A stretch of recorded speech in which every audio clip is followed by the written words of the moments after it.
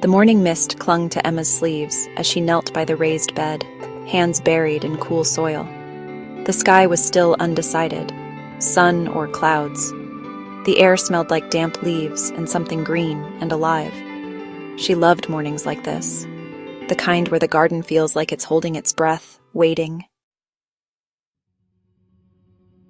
There's a certain rhythm to working with the weather, not against it. The soil tells you when it's time. The birds know.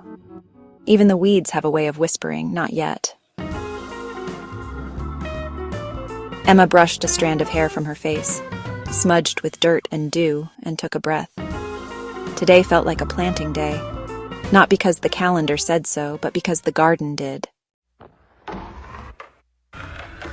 You can follow every guidebook, every moon calendar, every seed packet instruction, and still lose a crop if the weather has other plans.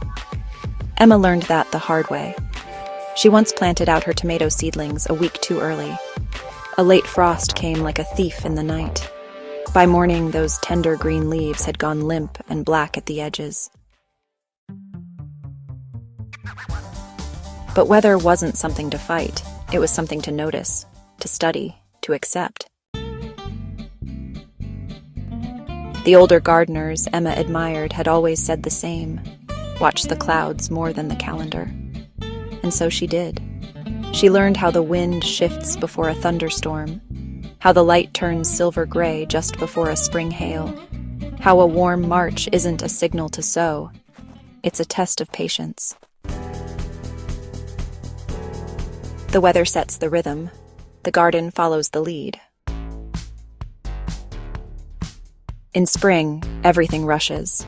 The sun stretches longer, the soil starts to soften, and all you want to do is dig and plant. But Emma had learned to wait. Underneath that soft top layer, the earth can still be cold, cold enough to rot seeds or stunt tender shoots. Summer brings its own challenges. Long days, yes, but dry spells too. One heat wave had crisped up her lettuce bed in a single afternoon. Since then, she never plants without mulch. She waters deep in the early morning and lets the plants find their strength. Autumn slows things down. There's still warmth in the soil and the rains are gentle. Emma loves this time for planting garlic, greens, anything that prefers cool roots and quiet weather. And winter? Winter is the gardener's dreaming time. A season for sharpening tools, reading old notes, and sketching new beds in the margins of seed catalogs. Each season brings its own lessons. The garden listens, so does Emma. Emma doesn't plant by date anymore. She plants by feel, by touch, by watching the shadows on the soil and feeling the night air on her skin. She waits for the right moment, for that crumbly soil texture that holds shape but falls apart in her hand, for stillness in the wind, for birdsong in the morning. Some years, this means waiting a little longer. Other times, it means pulling back when the forecast looks wrong. She skipped a whole round of carrots because of stubborn rains. That used to frustrate her.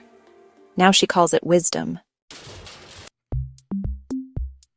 She keeps a small weather journal. Nothing fancy. Just a few words here and there. Cold east wind today. Ground still frozen. First signs of morning mist in the valley. Over time, those little notes became her best guide. Better than any online chart. In gardening, timing is everything. The weather is your guide, if you're willing to listen.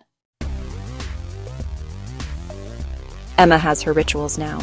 She lays down mulch before a heat wave. She stakes her beans early if the wind is picking up.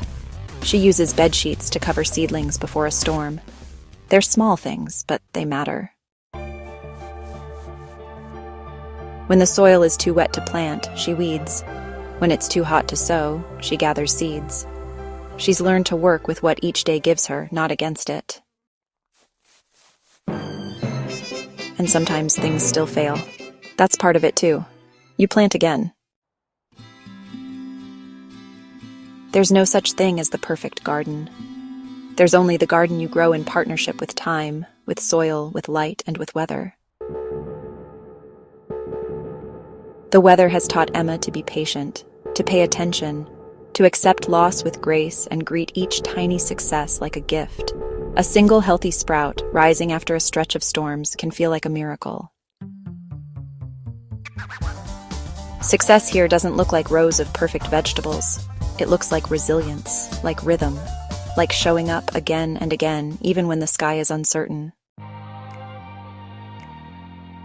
Emma wipes her hands on her apron, looks at the sky, and nods.